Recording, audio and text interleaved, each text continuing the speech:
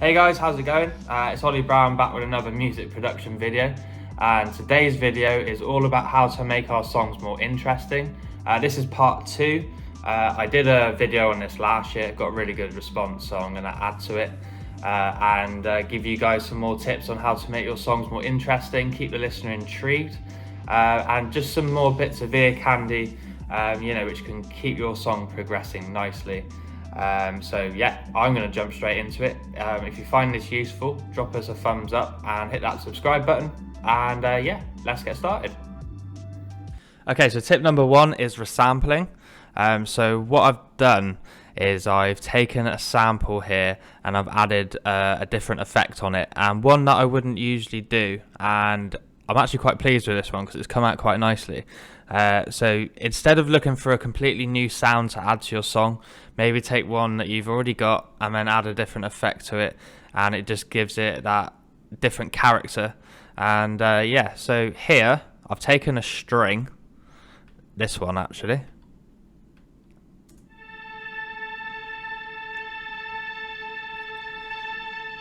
so I've taken that and I've got it down here, and I've put a vocoder on it so it actually sounds like this.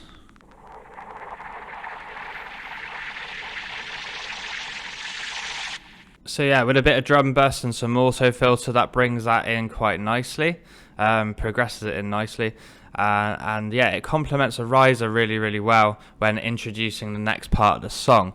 So if I play that all together, this is what it sounds like.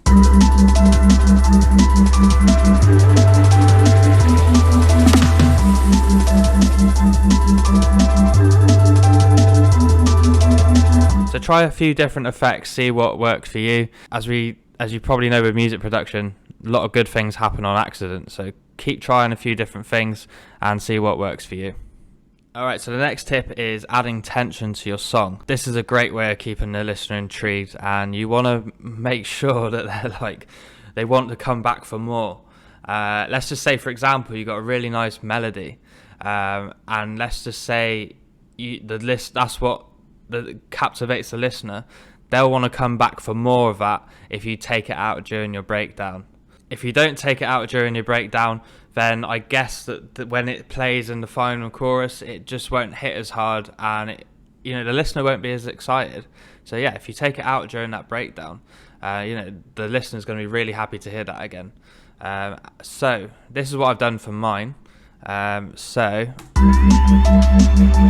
I have the melody, and at the end of the verse I've taken it out, so I've just got a pad and some drums just to keep it ticking over, and obviously I've lowered the energy here as well.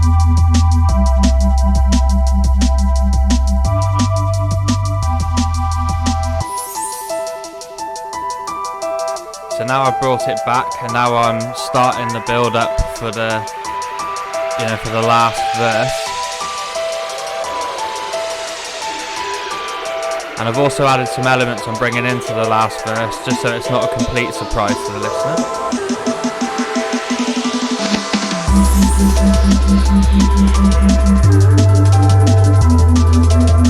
So yeah, taking it out keeps the listener excited because they want to hear it again.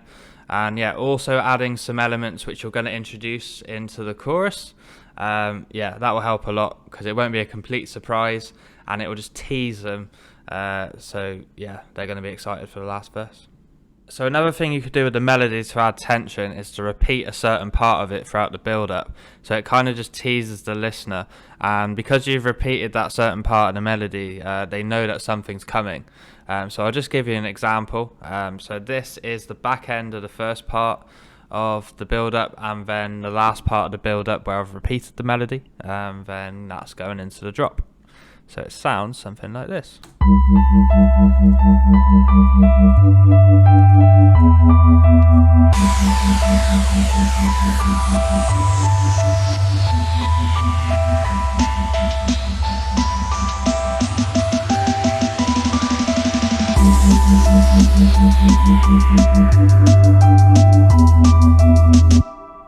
So yeah, just repeating those notes teases the listener and it lets them know that something's coming. So yeah, that's another good way of adding tension as well. So the next thing to make your song sound more interesting is to add crowd atmosphere in the background.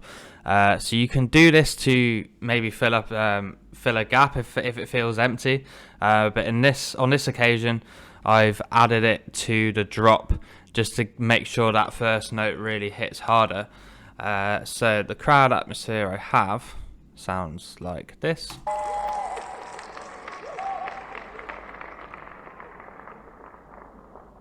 And then I've just added that to the drop, just so yeah, it hits a bit harder. So that sounds something like this.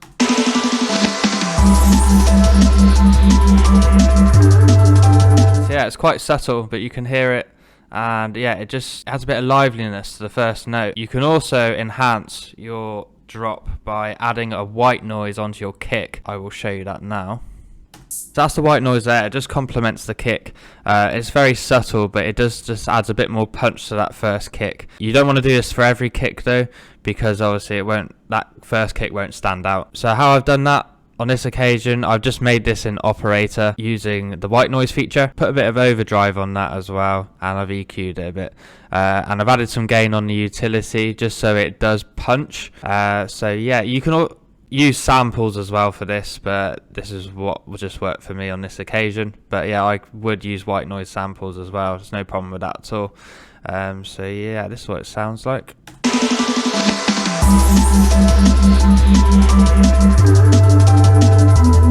So with the drop, you just want to make sure that it captivates the listener, make sure it just sucks them in. So yeah, that just adds a little bit more to your drop. So the next tip is to fill out the background of the track. So you can do this in a number of different ways. You could use crowd atmosphere, or you could use like a vinyl crackle. But on this occasion, I wanted something faster and I wanted something to let the listener know that something was coming. So I added this sine noise attack lead. You can find this in Ableton within the sound section and in the synth lead section. And I've added an arpeggiator onto it and put a rate of 1/16. So I just wanted to have this in the background just so it keeps the song moving along nicely. So it sounds something like this.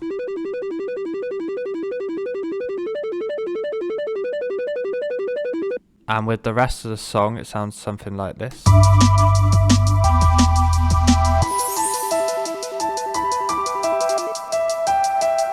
If I take it out, it's really recognisable that there's something missing.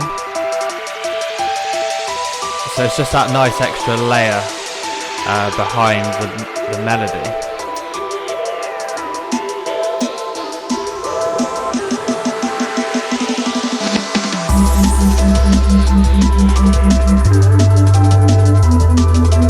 And yeah, it just sits back there in the background in the chorus as well.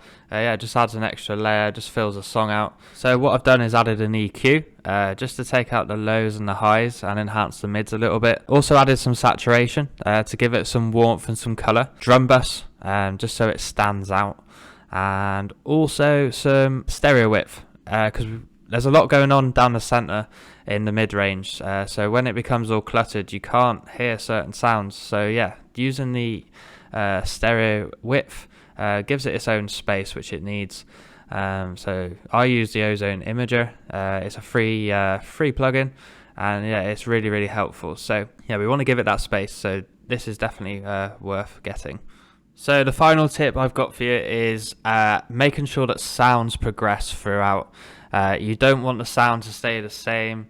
Let's just say that you have a string for 16 bars. You don't want that string to just be, in the same spot from when it finishes to where it began, because it just won't intrigue the listener. So you want to open it up using some automation. So for example, with the string I have down here, I've opened it up using an auto filter, so when it gets towards the end of the verse, it's got a lot more presence and it really stands out. For the pad, I've got some drum bass on it, so I've opened it up using drum bass, so it just adds a bit more drive throughout, and it makes it stand out. Also with this backing vocal, I've opened it up using the utility. So I've got the gain automated here, so it just, it starts off quite quiet, and yeah, it gets a lot louder towards the drop when the build up finishes and the drop begins. So it sounds something like this.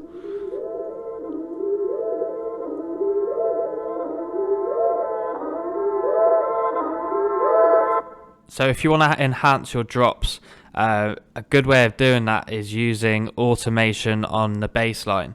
So in a sense, it keeps the sound progressing because it's taken it out. So when the drop hits and the bass line returns to obviously what it needs to be, it just sounds a lot fuller and it adds a lot more punch. So here on the master channel, I've used an auto filter here to take out the low end. So yeah, you don't need too much, but it just takes the bass out, so when it hits it just sounds a lot bigger. So it sounds something like this.